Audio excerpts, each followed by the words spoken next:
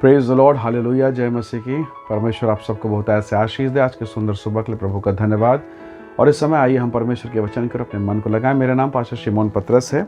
वचन मत्ती रचित सुसमाचार 2 अध्याय और वचन 13 यहाँ पर इस प्रकार से लिखा है, उठ, उस बालक को और उसकी माता को लेकर मिस्र देश को भाग जा।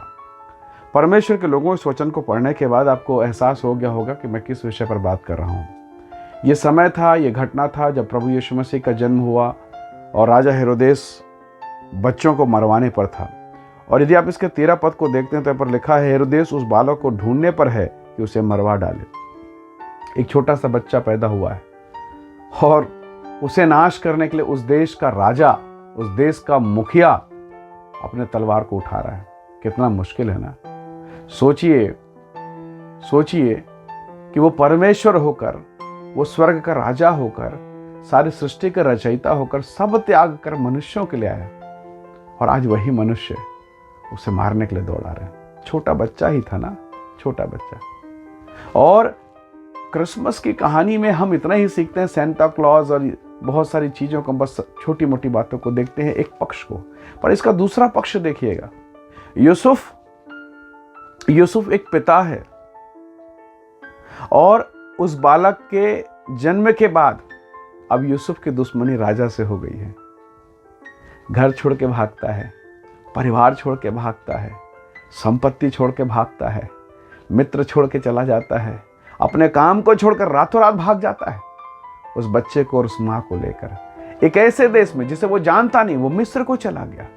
कई बार परमेश्वर के लोगों, कई बार मैं और आप जब हम मसीह में आते हैं, कई चीज़ों से हमें भागना पड़ता है और वो सही समय है, हमें निर्णय लेने का अवसर है। यूसुफ भागा। लोगों ने सोचा होगा ये क्या हो रहा है, लेकिन परमेश्वर के लोगों, जब यूसुफ ने स्वर्गदूत की चेतावनी पाई, स्वर्गदूत ने कहा जा भाग जा। कई बार आप कहेंगे कि प्रभु आप तो इतना महान है, मेरे लिए मार्ग क्यों नहीं निकाल रहे हैं? हर बार हर तरीके का मार्ग परमेश्वर निकालता है, पर हर बार हर तरीका अलग अलग होता है। Praise the Lord, hallelujah. स्वर्गदूत ने कहा, क्या वो हेरोदेस को नहीं मार सकता था? क्या स्वर्गदूत हेरोदेस को नहीं मार सकता, रोक नहीं सकता? कर सकता है, परंतु स्वर्गदूत ने कहा इसे और इसकी माता को लेकर मिस्र देश में भाग जा, ताकि वो भविष्यवाणी, परमेश्वर की इच्छा पूरी हो जाए। हालेलुया। और जब समय पूरा हो गया, यदि आप इस भाग को देखें, विशेषकर 20, 21, 22 और 23 पद को, तो स्वर्गदूत ने जब कहा तब वो वापस आया और वहां ना जाकर नासरत में, ताकि वो प्रोफेसी पूरी हो, वो नासरी कहलाएगा।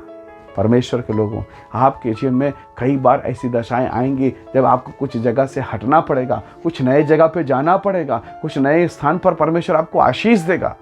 पुराने व्यवहार, पुराने काम कई बार आपको साथ नहीं देंगे, फिर परमेश्वर आपको नया काम देगा, अनुग्रह का काम, परमेश्वर की महिमा का काम, और तब परमेश्वर आपको ब्लेस करेगा, आशीष देगा। Hallelujah, praise the Lord. मरियम ने इन सब बातों को देखकर परमेश्वर के नाम की महिमा की। परमेश्वर के लोगों, जब आप प्रभु के साथ चलते हैं, कई प्रकार के विषम परिस्थितियां आती है, काम नहीं चलता, कभी कभी घर में खाने को नहीं है। सारपत की विधवा, प्रभु की दासी, परमेश्वर के भय भक्ति में चलने वाली, पर उसके घर में आटे की कमी हुई। जब आटे की कमी हुई तो उसने सोचा कि प्रभु ये आखिरी निवाला है, लकड़ी बीन कर लाऊंगे, मैं और मेरा बेटा खाएंगे और मर जाएंगे। पर इससे पहले कि वो आटा खत्म हो, परमेश्वर को उनकी चिंता थी। उसने अपने दास को भेज दिया, अपने खादिम को भेज दिया, और जब वो दास गया एलिय्याह, उसने कहा पहले मुझे दे। जब उन्होंने बना कर दिया, थोड़ा सा आटा ना, थोड़ा सा कुप्पी का तेल, 3.5 साल के राशन की दुकान बन गया उनका घर। चारों तरफ हाहाकार, बस उनके घर में जय जयकार। Praise the Lord, hallelujah. परमेश्वर के लोगों, आपके जीवन के हर एक कमी को, हर एक घटी को परमेश्वर जानता है, वो उसको मालूम है।